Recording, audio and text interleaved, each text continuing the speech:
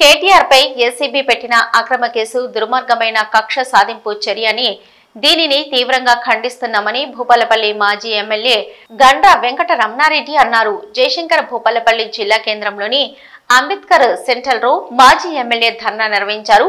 ఈ సందర్భంగా మాట్లాడుతూ తెలంగాణ ఖ్యాతిని ప్రపంచానికి చాటిన కేసీఆర్ గొంతును రేవంత్ రెడ్డి నొక్కే ప్రయత్నం చేస్తున్నారని, శాసనసభలో చర్చ పెట్టమంటే రేవంత్ ప్రభుత్వం ముఖం చాటేస్తుందని మండిపడ్డారు. పక్షాన తీవ్రంగా ఖండిస్తున్నాం. తెలంగాణ రాష్ట్ర సాధన కొరకు పోరాటం చేసి తెలంగాణ రాష్ట్రాన్ని సాధించుకున్న పార్టీగా 10 ఏళ్ల పాటు ప్రజలు అవకాశం ఇస్తే తెలంగాణను అన్ని రంగాలలో అభివృద్ధిలో సంక్షేమంలో ముందు వరుసలో నడిపించినటువంటి పార్టీ బీఆర్ఎస్ పార్టీ కేసీఆర్ గారి నాయకత్వంలో.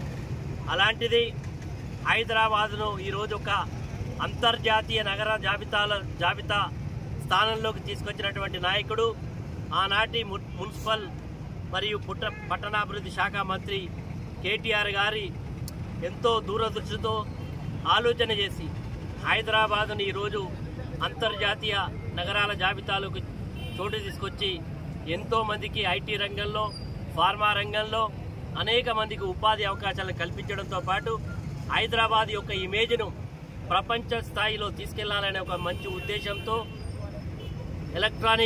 ఎలక్ట్రికల్ కార్ రేస్ ప్రోగ్రామ్ను పోటీని హైదరాబాద్లో నిర్వహించాలని, ఒక ప్రైవేటు వ్యక్తుల చేత నిర్వహించి హైదరాబాద్ ఇమేజ్ను పెంచాలని ప్రయత్నం చేస్తే చివరి నిమిషంలో ఆ యొక్క ప్రైవేట్ ఏజెన్సీ ముందు రాగలేకపోతే ప్రభుత్వం తరఫున మంత్రిగా హెచ్ఎండిఏకు ఉండేటువంటి విస్తృత అధికారాలను పెట్టుకొని ఆ రోజు 50 కోట్ల రూపాయలు మరి ఈరోజు లండన్లో ఉండేటువంటి నిర్వహించేటువంటి ఈ కార్ రేస్ సంస్థకు డబ్బులు బదలాయించి చేయడం జరిగింది.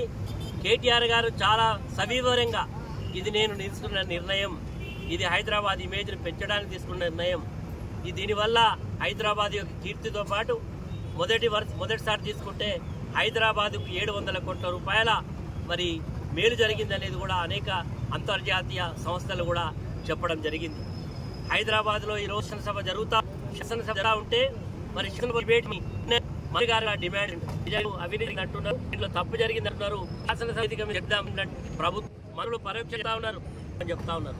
ఇది ఒక రోజు కాదు, అధికారంలోకి వచ్చిన నాటిని ఈ షోను అనేక మంది మంత్రులను అంటారు, ఈ కార్యక్రమం జరిగిందంటారు. అదే ద్వారా